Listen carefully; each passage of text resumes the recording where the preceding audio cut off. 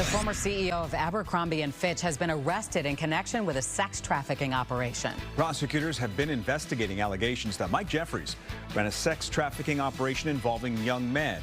He and partner Matthew Smith were arrested just this morning in Florida as part of an investigation led by federal prosecutors in New York. It comes after a civil suit where male models allege Jeffries used promises of a job at Abercrombie to lure young men to locations around the world. As alleged, the defendants employed a referral system and an interview process that did not inform the men of the details of the sex events before they attended. They caused the men to believe that attending these sex events could yield modeling opportunities with Abercrombie or otherwise benefit their careers. The alleged prostitution scheme involved dozens of men over state lines. Jeffries ran Abercrombie from 1992 until 2014. A quick-thinking passenger in Colorado Springs takes control of a public bus when the driver suffered a medical emergency. Two people rushed to the front as soon as they noticed. One of the passengers quickly steered the bus and brought it to a stop. Unfortunately, though, the driver did end up passing away. Watch the tram car, please. Voice is part of the experience when you enjoy the boardwalk in Wildwood, New Jersey. She's now suing. Her name is Floss Stingle. She recorded the "Watch the tram car, please" message way back in 1971 via tape recorder. She says she's never been paid for the recordings used in promoting tourism and in memorabilia, including a toy tram car that plays the very same recording.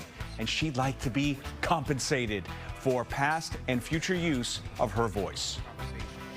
An amazing story of survival out of Virginia. Last week, this house exploded, but 6 people escaped unharmed.